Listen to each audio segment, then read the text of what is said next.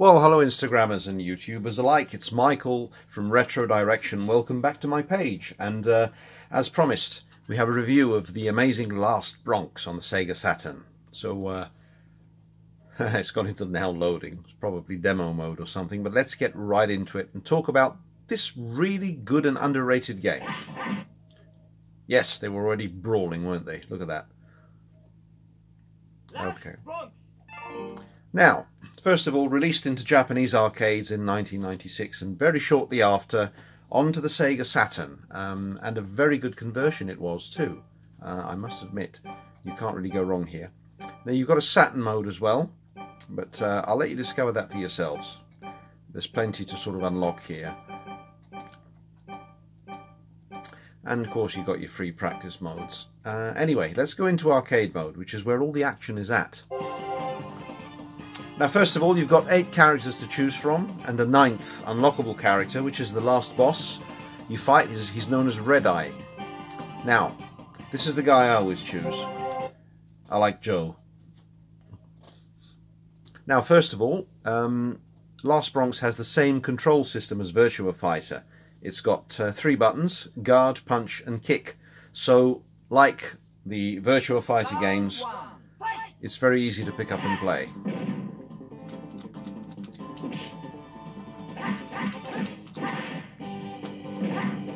And as you can see,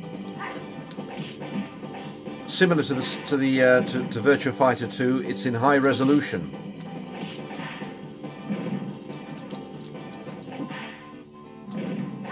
And as you can see, for the purposes of the review, it's a great excuse, that, isn't it?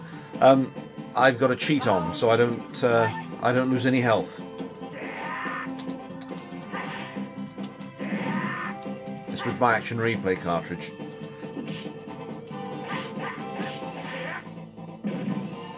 Now, it's got a good variety of moves.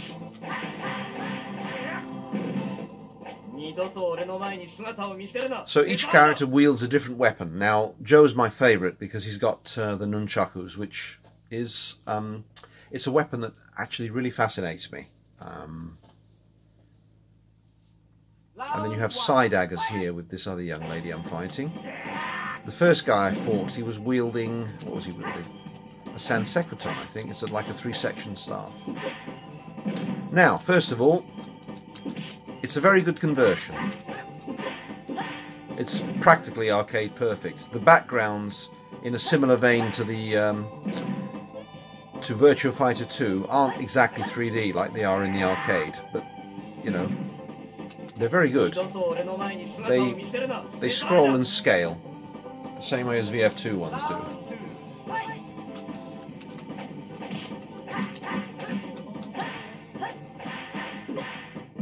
And of course, it's very easy to get your ass kicked, which is the other reason I've turned the cheat on.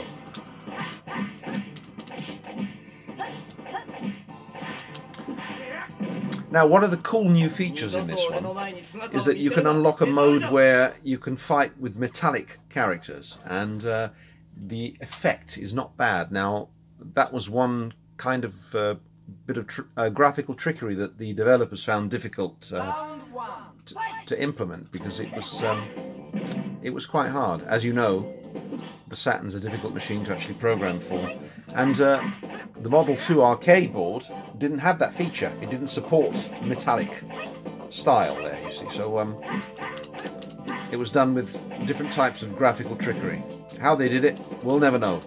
They never tell us. Now the music's really good. It's really jazzy and upbeat. It's a great soundtrack.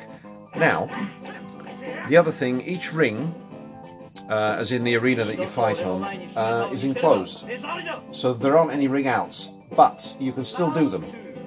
I think if you do it skillfully, some characters can jump onto the barrier and then do a backflip out of it. Or I think I've done it 2 or 3 times, but I have knocked a couple of characters over the actual barrier at the end of the round, scoring a ring out.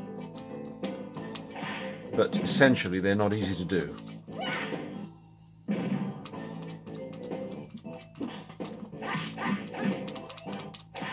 Now, the reception this game got when it was first converted was not as good as the actual previews or when it was first announced. That, you know, not only that it was coming to arcades, but that undoubtedly a Saturn conversion was going to appear, which is actually quite a shame. I mean, particularly, it flopped in US arcades. There were only a handful of venues that actually hosted it, which is really quite a shame because it's not a bad game.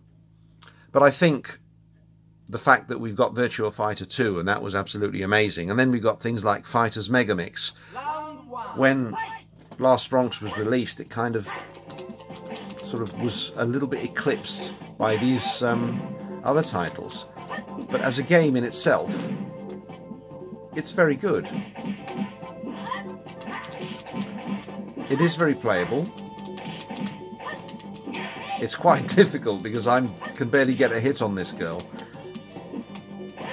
Now, when I don't have the cheat on, it takes me ages to actually beat her, even when it's on easy. I mean, you see, she'd have beaten me by now.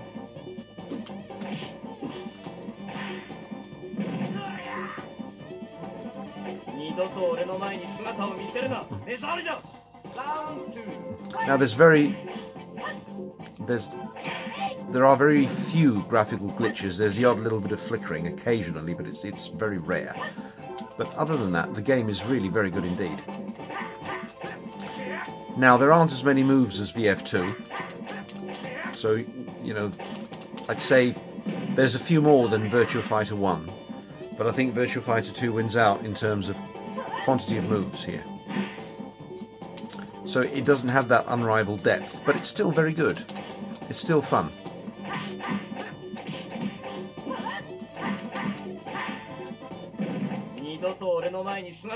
Now, at the end of each round, if you win, depending on which button you hold down, you get a different victory pose. So you get Joe there that juggles his nunchakus in a different fashion. Now this guy's hard and strong, as you can see.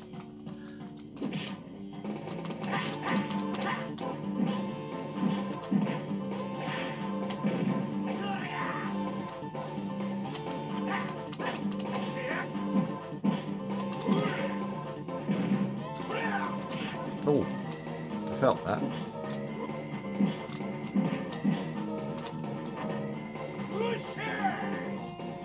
Oh, now that hurt.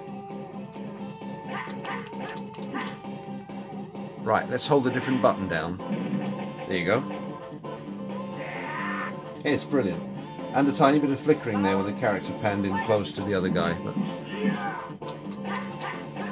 Now, for those of you that don't have Sega Saturns, like Virtua Cop, this game can be enjoyed on the PS2 because in 2006 it was released on the PS2 as an arcade perfect conversion with the 3D backgrounds and everything else as a 10th anniversary to celebrate its release into the arcades. And I think it was only released in Japan, if I'm not mistaken. You might find it in the US, I'm not sure, but I think it was Japan only. But yes, you can enjoy it on your PS2s if you have Japanese ones or if they're modified. But the Saturn version is really rather good. Now, the other advantage of this one, now I remember when this was first announced onto the many magazines that I used to buy. Now, if you can remember the European release of Soul Blade on the PlayStation. Unfortunately, the European release was censored because of the nunchakus, because of the ban in the UK of that particular weapon. And, you know, for those of you that are Bruce Lee fans, you know the scene from Enter the Dragon and Way of the Dragon, and of course Fist of Fury. They were all banned. They had those scenes with Bruce Lee using nunchakus removed. And any other film, for that matter, that used nunchakus, they took those scenes out. They were rather strict on it. So the game that suffered from that was Soul Blade. But it was feared that Last Bronx would head down the same road.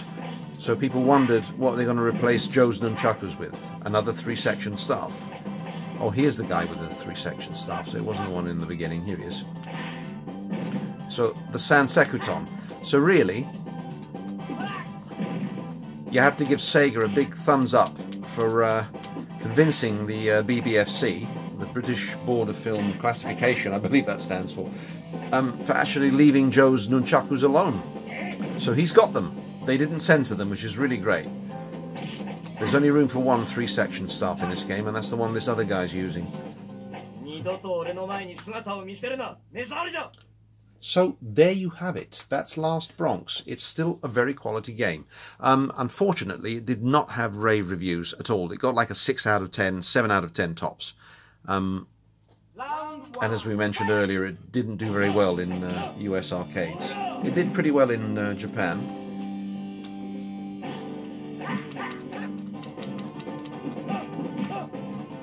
Now, as you can see, the actual costumes that the characters are actually wearing is kind of reminiscent of Japanese street fashion at the time.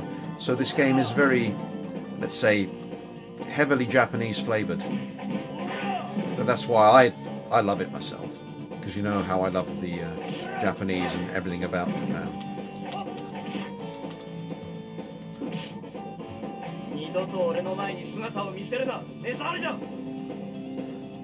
So that's pretty much all there is to it when it comes to Last Bronx. I think once you play it, you won't play it too often in single player mode because it's not quite as deep as Virtua Fighter 2. But it's still a very good quality game to have. And you can always play it with friends.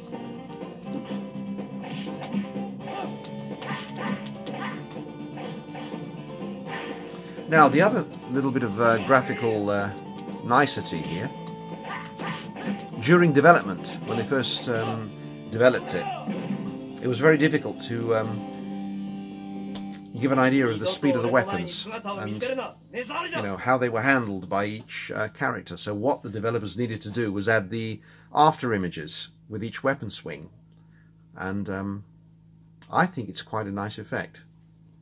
And here's the last boss. This is Red Eye. Now you can unlock this guy when you finish the game. He's got a few moves belonging to each character. He's quite dangerous. Get out of it.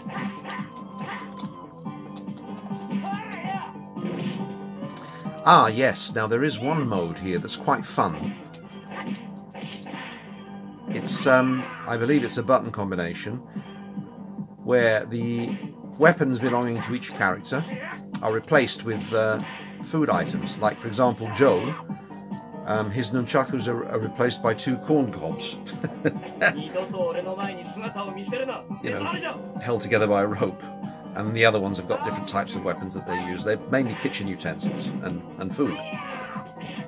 It's quite funny. But the 2 corn cobs used for nunchakus is actually very funny. God, I haven't even touched him yet.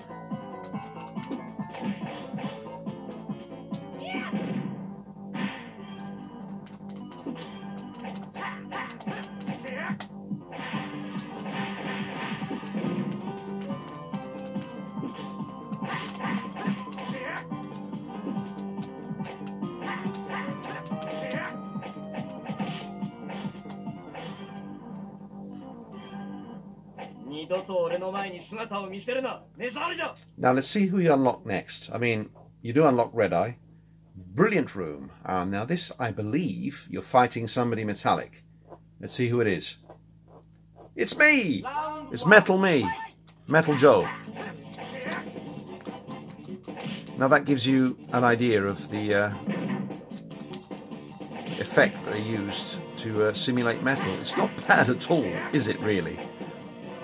I mean, people slate the Saturn for being, you know, for having crap 3D graphics, but, you know, depending on who handles it, it's bloody good.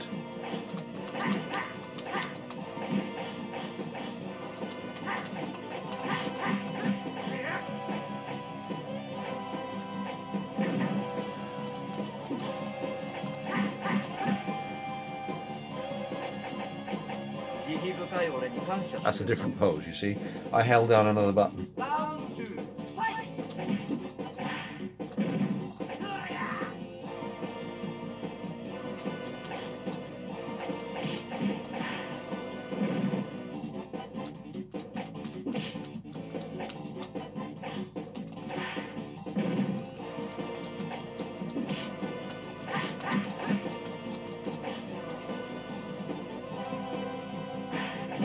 Oh, that's how it is it?